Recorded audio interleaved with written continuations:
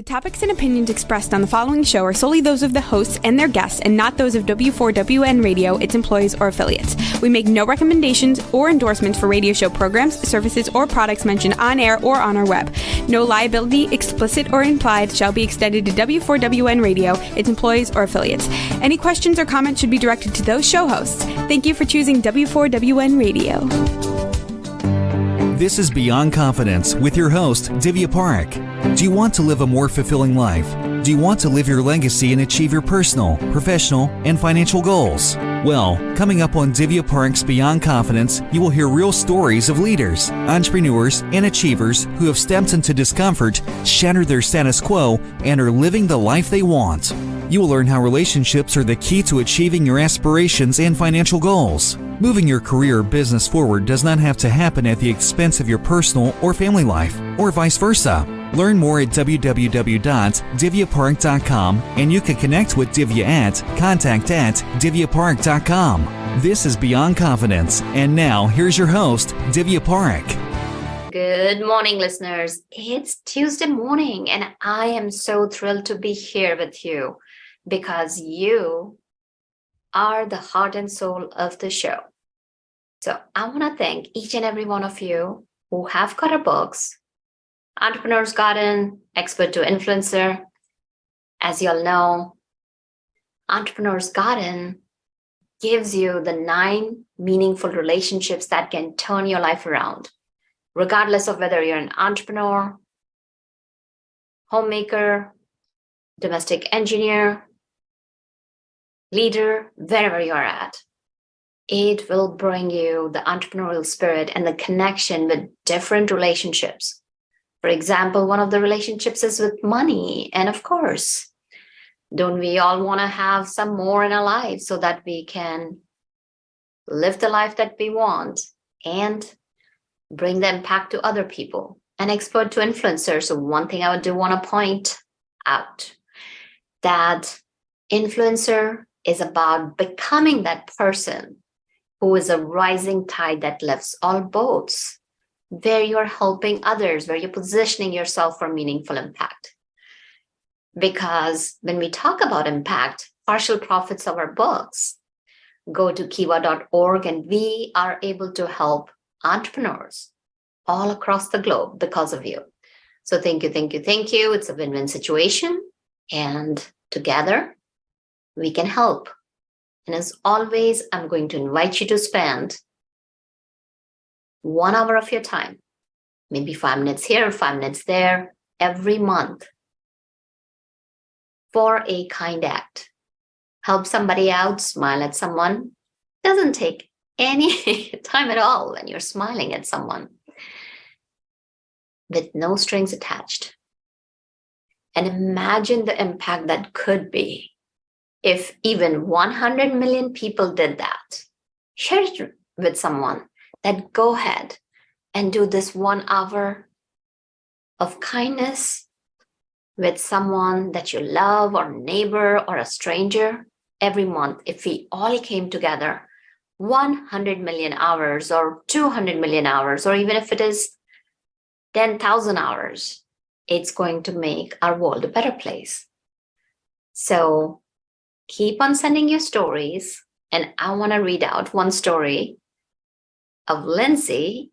Lindsay shared that she went ahead and helped her neighbor move because her neighbor was a single mom who was pregnant, and she didn't tell me how many hours she spent, but she helped her move, took her some lunch. So Lindsay, kudos to you. We celebrate you and thank you for keeping that circle of kindness going. Now let's bring in our guest. Welcome, Eve. Hello, happy to be here. Glad to have you here.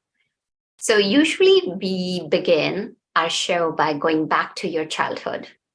Tell us if you recall a moment or a person that left a mark on you during your childhood. Well, I think plenty because my parents are artists, and I think I met so many artists ever since I was a kid. I often say that I was forlorn to be an artist. In fact, my first exhibition was when I was 4 years old. And I think growing up with all this amazing creative community, learning how to be yourself I was born in Soviet Union, but so be very, very different from anybody else. It was a really interesting challenge in a way. I can't put single person as an example because there were plenty of incredibly interesting artists around me, thanks to my parents. That is such a beautiful childhood because so many people are barely exposed to art and True. having art around you.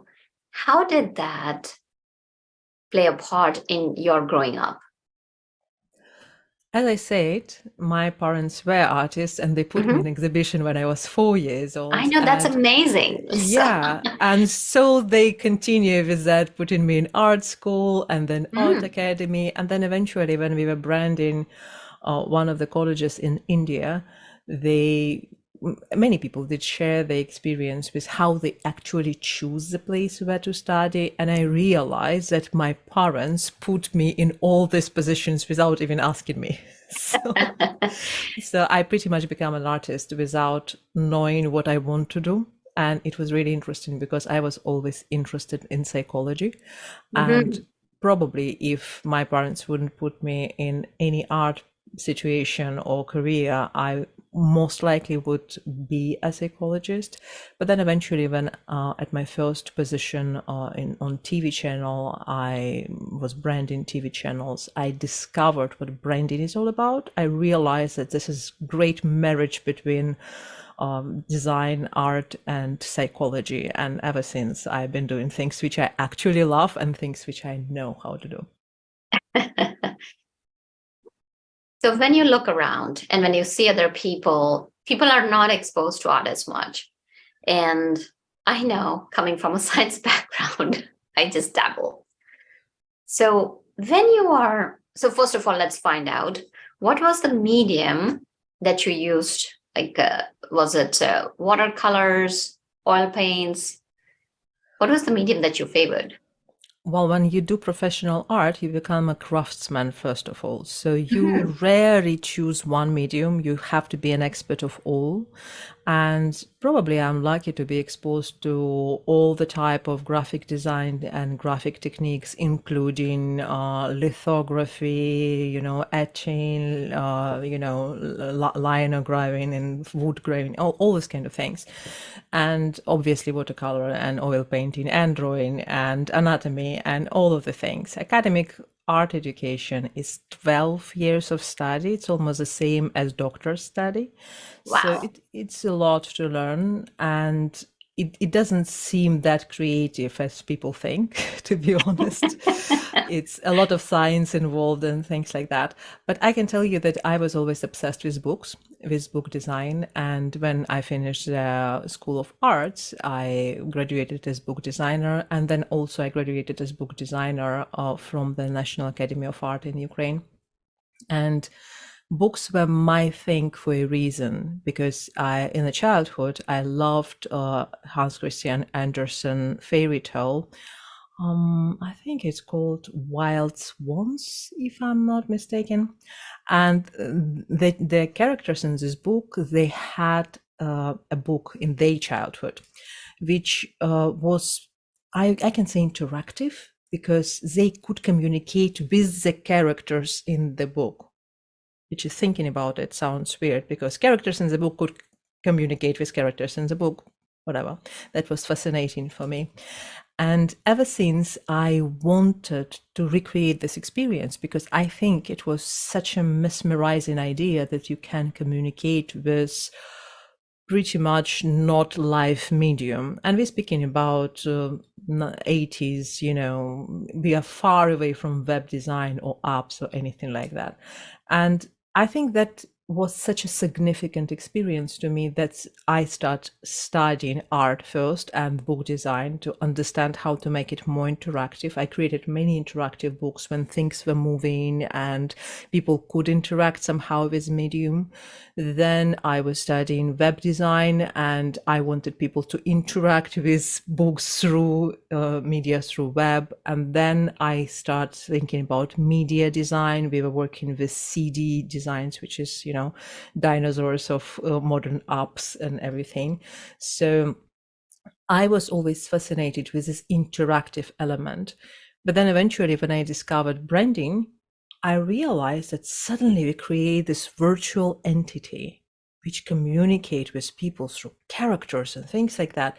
And in a way, I think I achieved this idea of creating interactive medium overall with all the crafts and ideas and visuals and video when something can create communication or connection with real people.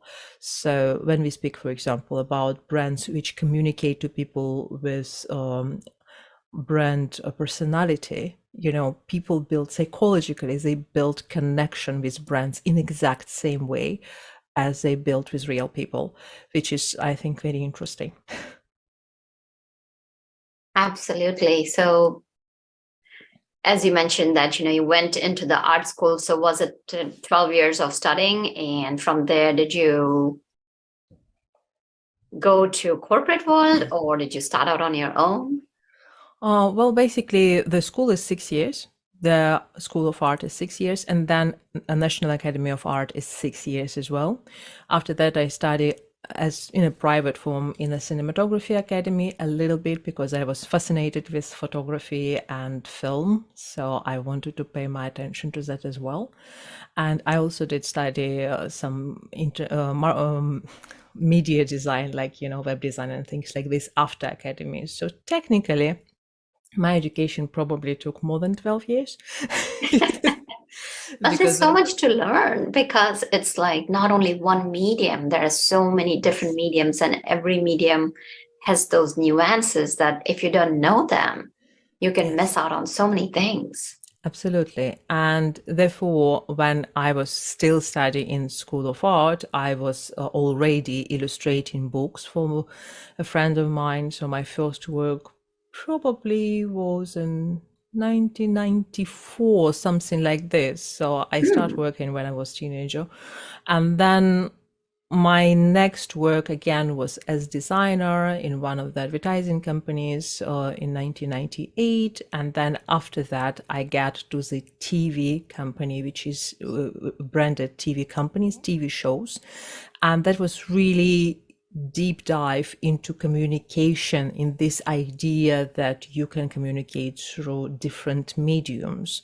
Giving you an example, when you design the TV studio, you just need to understand how people who speak on camera will be presented in 3 different dimensions: talking head, 2 people talking body. Sometimes we show the people, and usually on TV shows, people shift their attention from about 3 seconds so that viewers are never bored. So it was really interesting. Not really a corporate word because it's more like branding and advertising. It's far away from the very solid corporate ideas. It's a lot of freedom and creativity. And then after that, I opened my own agency for the first time. And it did last for about 3 years, probably still lasting because I left it so to my partner. And then I did work in BBDO. It's an international advertising agency. And after that, I moved to work as creative director in New Delhi, India. And I did work there for 10 years.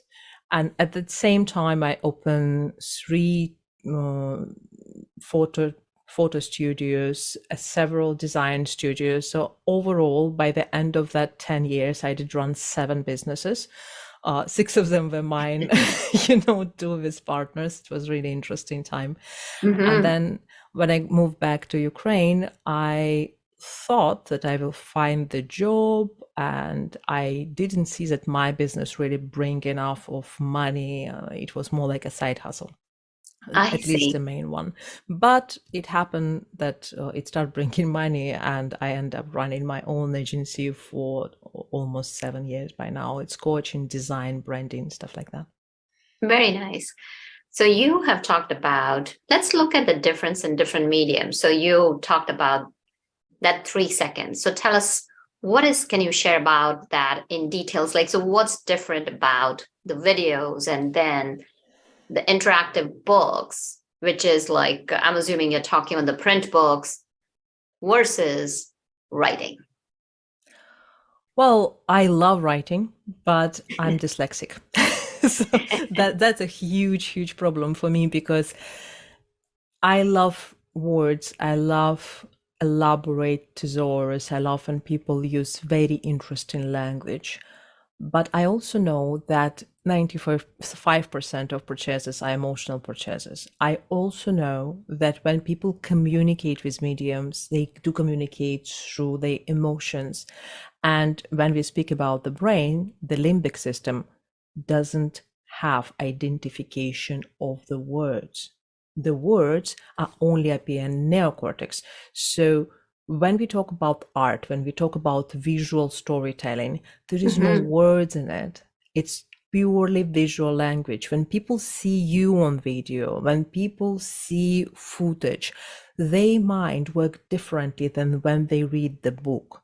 They actually build up association in their mind. For example, if they see beautiful seashores and they see forest or something like this, their mind come up with association. And I often teach in my course that you can communicate the smell, the temperature, the speed with the right footage. And people are quite mesmerized, but let's do this exercise. Imagine that you hold the lemon, half of the lemon in your hand just right now. I want you to imagine how you squeeze this lemon, and I want you to smell this kind of lemony, beautiful, juicy smell. Can you do that? Do you feel like you have a little bit more saliva in your mouth and you already start interacting with the smell?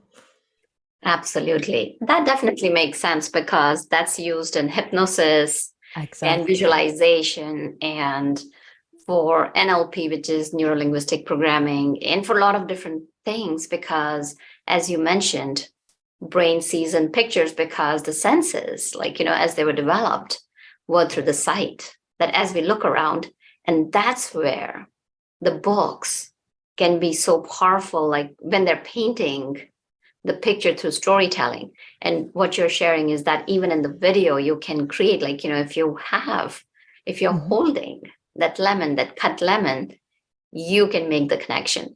Yes. So moving beyond the different types of mediums, now people have to use, the tides have turned. Before, people saw professionals and actors on TVs and getting in front of the video. With the advent of social media, everybody, especially entrepreneurs, have to get on, either it's Facebook Lives, podcasts. They got to show up, and yet they're fearful. So what stands in their way? So it's an interesting thing. As we start tapping into the science of brain, we just need to understand an interesting thing. That, as I said, your brain can connect the dots. Just like with this lemon situation, your brain creates the story. So imagine that you are afraid of camera. And there are plenty of people who will teach you that you need to show up crazy amount of times, and that will help you to overcome the fear of camera. But I teach in my courses and overall that you should never, ever do that unless you know what kind of fears stop you from public speaking or speaking on camera, because the glossophobia affecting over 75% of population, it's the closest fear to the fear of death. And then people really feel uncomfortable speaking to the piece of plastic, because when they speak on stage, they can see the reaction, they can play around, but when they speak to a piece of plastic, it's something unpredictable. So the three fears which I identify, they are related to three parts of the triune brain. So the first one, amygdala reptilian brain, this is instinctive fear. And when people have this instinctive fear, they have very strong physical reactions. So sometimes it's sweaty palms, sometimes it's difficult to swallow, sometimes their hands are shaking when they try to press go live button. So in this case, your brain believes that there is a tiger, imaginary tiger, which is going to attack you. And in this case, it's good to have repetition. However, if that is the case, you will never need more than 10 repetition. So in 10 repetition, your brain pretty much will know that there is no tiger behind the plastic camera. It's all right to go live. It's fine. Now, the next layer is the limbic system. It's emotional brain. And in this case, when we talk about the limbic system, it's a part which communicates on a level of mammals. It's also called mammalian brain. So in this case, we don't have words. We have emotions, we have connection. And in this case, people need to build connection with their customers. We use visuals for that. However, if you have fears related to this part, those fears will be, they will sound like blocks. I'm not enough, the fear of judgment, the fear that somebody will think that my environment is wrong. Women often say, I'm too fat, my hair is wrong, I can't go without makeup, all these stories. Personally, been there, done that, all of that. So when we have these emotional fears, and you will go with repetition, you will harm yourself. And I would never recommend to go with repetition if you have fears of this domain. There is a reason for that. If you will go by the book by Maxwell Maltz, Psycho-Cybernetic. So when we talk about this book, it's very interesting. He was a plastic surgeon. So he was giving an example how the tissue is healed with the scar tissue on your body. So your body, very smart, your body just fixing the tissue which was wounded with something. So, next time you are wounded, you have scar tissue, so you are well protected. Now, there is also the theory which he came up with, which is called the emotional scar tissue. So if you were wounded in a specific place, if you had that fear of camera, the emotional fear of camera, you start protecting yourself. Now, with every single repetition, you will actually grow the scar tissue instead of removing that. How will that look? You will actually lose the emotional connection with your viewers. And that's really not where you're going when you're trying to create this branding, this connection, and build proper relationships with your viewers. So instead of that, I recommend to work on your energy level. And the energy level, in a sense, you can dance before you go live, or you can eat better or not eat 2-3 hours before your video recording, so that your body is not in that sleepy state. In terms of energy, I mean that your body is acting in a best comfortable condition. Another thing, because this part of brain is visual, you need to visualize how you will be a star of your show. Many people say, I know I have to create my videos. I know I have to create content. Right. And I'm like, no, stop there. And now drop this idea, I have to. You need to go, I will enjoy today going live. Oh my God, I can't wait to go live. I can't wait to be a star of my show. I can't wait to help as many people as I can. Now, from this one, I want to move to another layer of the fears, which is related to your neocortex, to your logical fears. So if you have logical fears, it's pretty much like play the card game or chess game with your own brain. Your brain is as smart as you, and it can overplay you anytime. So when you have logical fears, and those are perfectionism, imposter syndrome, ideas which probably will stop you, but they are super logical. It is difficult to overcome these ideas, because why you will even create this content if everybody already talking about this? Why even waste your energy? Because, your brain is actually taking a lot of energy. So your body protecting you. They're like, no, why you need to waste your energy to create more videos? Everybody already doing that. Nobody is ever going to watch you. This is an ego story when we speak in absolutes.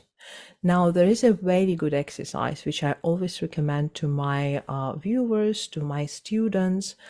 I ask them the question, and I will ask you the question.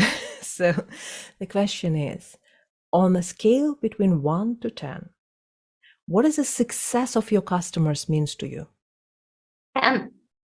10. Most of the people always say 10. And that's a very interesting thing. If success of your customers means 10 to you, how dare you are not to show up? So in the moment you start speaking to your logical brain this way, it actually have nothing to beat up. It's like, oh my God, yes, it's true. You just have to show up. You have to help your clients, because this is why we're creating our business. Absolutely. Those are some phenomenal tips that our listeners can take and apply it in real life. And here's the thing, folks. You may be thinking, oh, yeah, it's very easy for both of you to share. You have been doing podcasts or showing up on your own shows. But here's the thing, that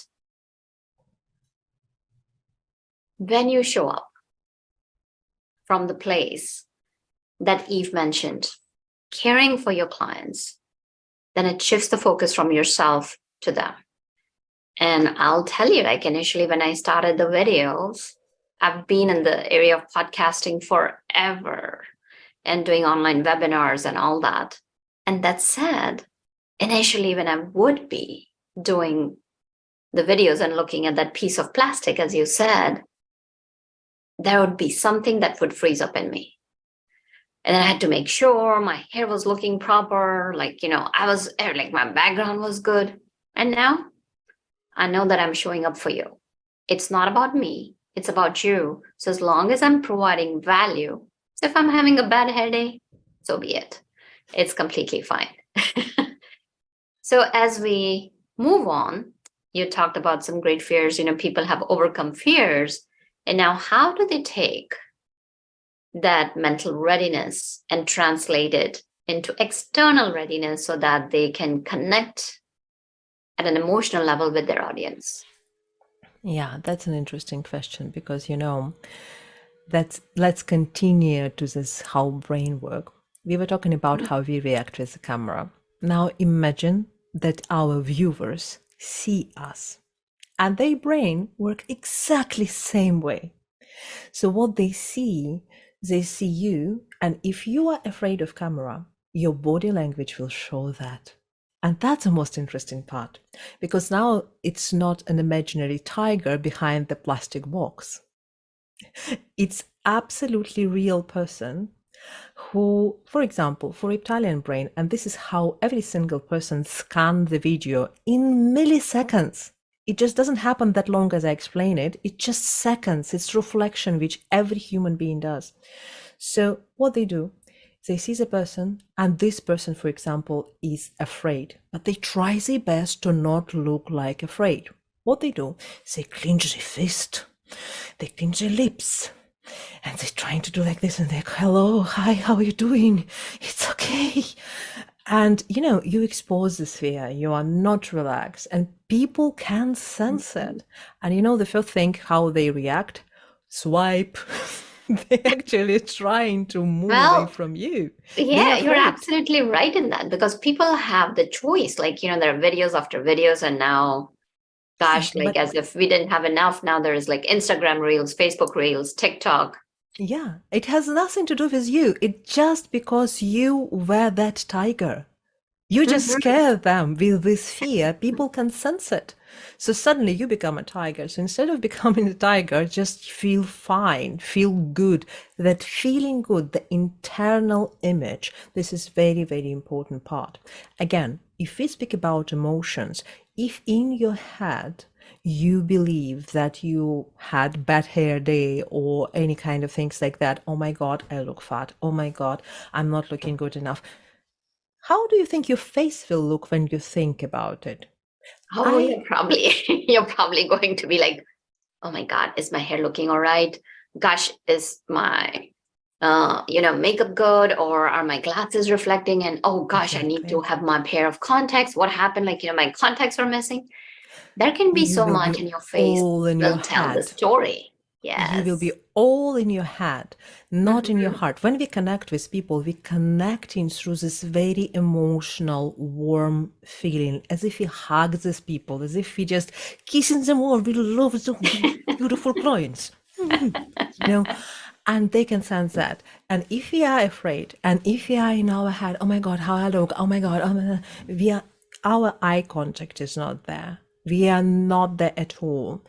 Now, if we are in our mind all the time, and these fears are really, really heavily present, you probably saw such videos when people give you tons of important information, but they speak above the head. There is expression, speaking above the head. You feel like this information is important, but really you don't connect with that because this is information which is not connecting to real-time issues. It's just like reading Wikipedia, probably. So it's important, but Mhm. really, do you need to watch this video? So those are very common situations with video, and they are related to your self-image. So when you think about yourself and what you think about yourself expresses, and it not only expresses on video, it expresses when you present for boards of directors. I did present to many boards of directors. As creative director, I had to pitch huge companies, and it's a very different thing because when you pitch boards of directors, first of all, they expect that you're going to do it, so you already have prepared public. On the other hand, nobody filming you, which is probably a good news because if I would probably see one of my pitches, it would be crazy. But on video, you will be able to see yourself. So it's also a great tool to learn how you communicate to people. So I did experiment, and I encourage you to do the same experiment. I was creating a selfie for one of the social media with a very general personal message so I can connect with people. And the photo was me holding a white flower in front of me. And I thought, let me experiment and post same post on different social media, but there's a different message. On one message, I mean visual message, it was not verbal message. On one message, I was creating my photo and I was thinking, I love you. I dived deep in this feeling. I was trying to embody this feeling that I love you. How will I look? And that was me with a flower. On next image, I was like, I'm attractive. I'm passionate with a little flower.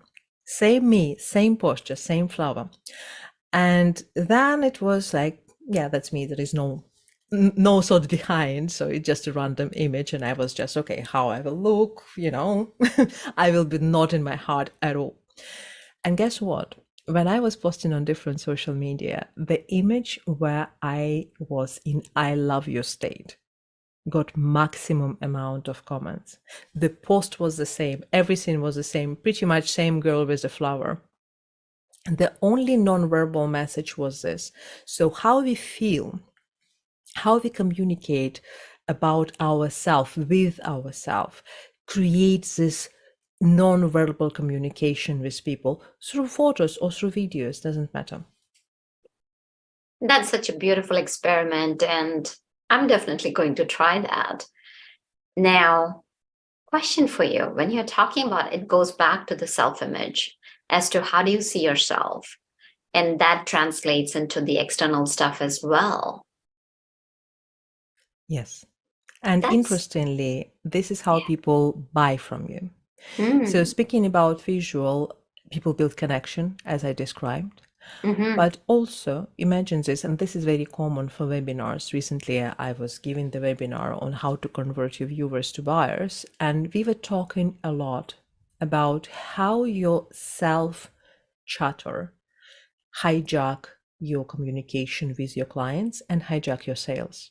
And that's a very interesting thing. And I want you to imagine that on the right side from you, you have the beautiful future where you start making these changes. You decide to make your videos, you build your personal brand, you create posts every day. I don't know, maybe twice a week, more consistently. I don't recommend to post every single day. That's important. So you become visible. You create this beautiful self-image. You work on yourself. You build connection with your customers from your heart. And on the left side from you, you have an image when you did nothing. You just listen to this podcast and you say, meh, I don't care. And you move on like with any other podcast, right? So I want you to feel into each of this direction.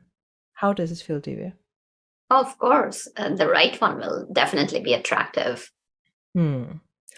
So that's an interesting thing. Your mind can only choose one. You can only focus on one.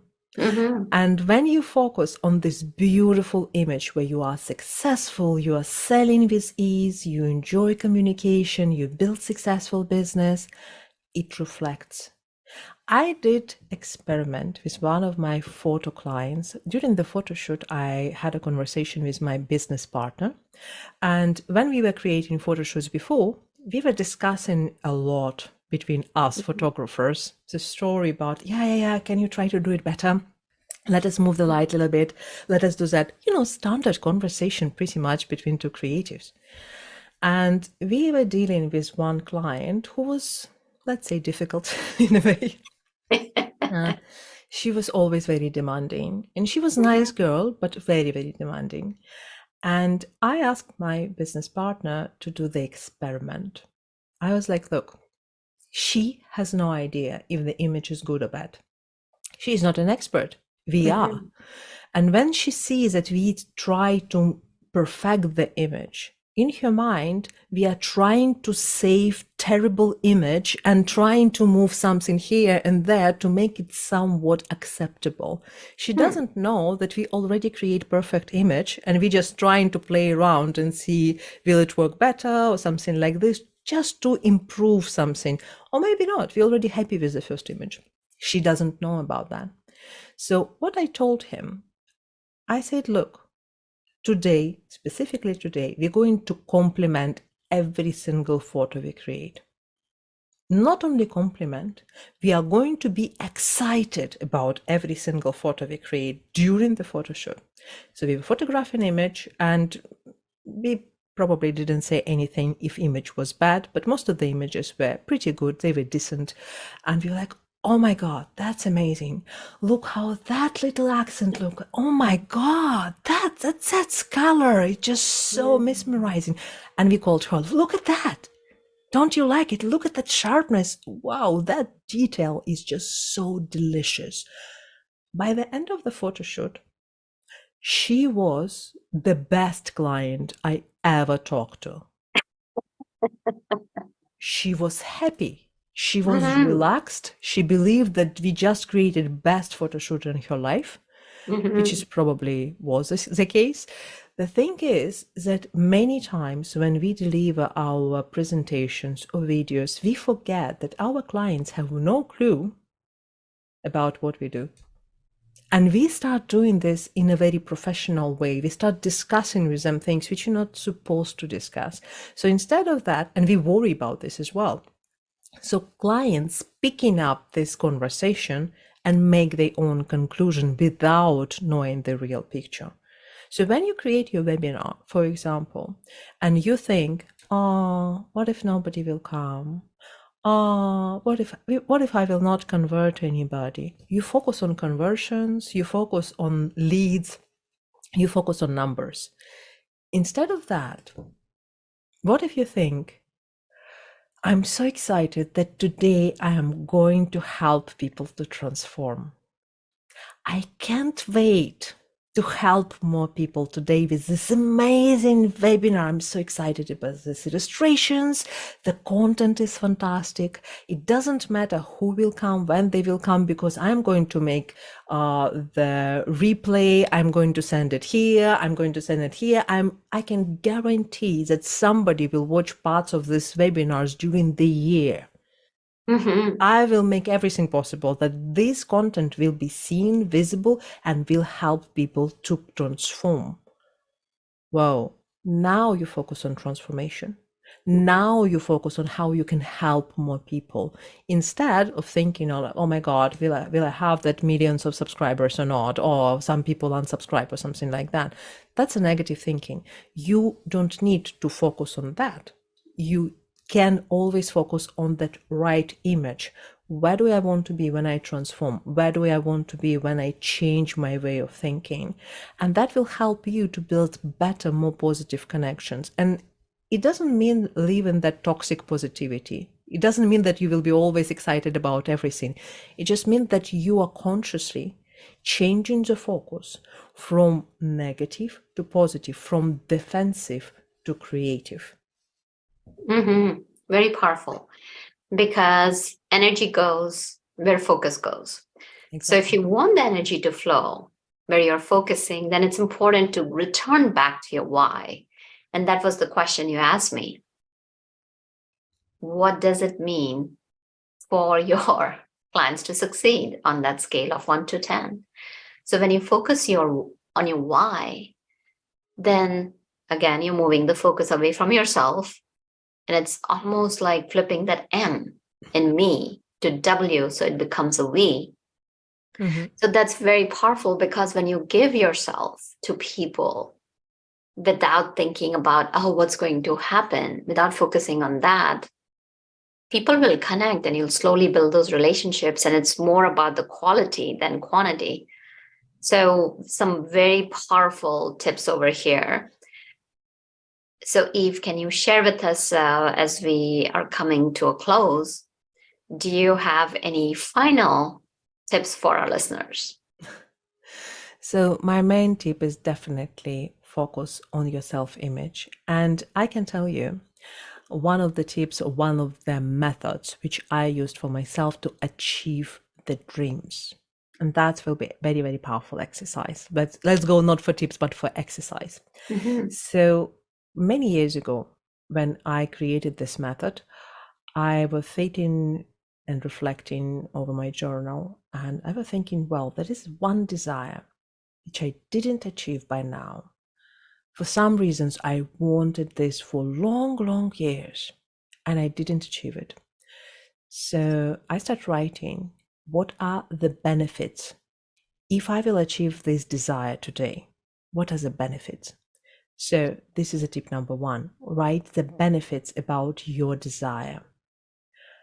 Then, once I did write the benefits, and to be honest, there were 6 benefits, not that many, for the desire which you really, really wanted for all your life. I was like, well, let me write down fears which I have about this desire. And that's another tip. Write the fears about the desires. And this can be anything, like what if I will not achieve it? What if I will achieve it? It can be anything, any fears which are associated with this desire. And well, I did write 3 pages of fears about this desire. No wonder I never could get this desire. Now then, what you do next? The third column. Once you understand what's going on in your head, you just need to understand that your mind will not allow you to achieve this result unless you have lesser fears. So to overcome it, you write a next column, which is say, how would I feel if I achieve this result and I have all the benefits from that first column? How would I feel? And now once you write that, you just need to start feeling exactly like you would feel when your result is achieved. This will help you to achieve results, no question asked, and feel much, much happier in future and really enjoy your business. Yes, that's a good exercise to do. So when our listeners are listening, I'm sure that many would love to connect with you. Can you share with us, where can they connect? Absolutely. I will invite them to connect with me on visibilitygym.com/connect. And they can get wonderful gift there, which is called 10 tips to improve your video. They will have a lot of links to my YouTube channels, to my podcasts, so they can get a lot more content like that. And they can also book the call if they like to connect with me, either about design, either about branding, either about video course, when they can learn how to overcome their fears of video. Yeah, a lot of valuable tips and connections and courses. So definitely. So thank you, Eve, for joining us and sharing your wisdom nuggets. Thank you so much for having me on the show. Oh, it was a pleasure. And thank you, listeners, for joining us, because without you, the show would not be possible. Reach out to us and let us know, what is it that you would love to have, whether it is strategies, tactics, or approaches, or information, and we will bring the expert for you. And I want to thank each and every one of you who has reached out. And I so appreciate your love, because you do reach out very generously and share your thoughts, and that's what shapes our show. So thank you. And thank you, Juan, for making the show technically possible. So until next time, be well and take care. Thank you for being part of Beyond Confidence with your host, Divya Parekh. We hope you have learned more about how to start living the life you want.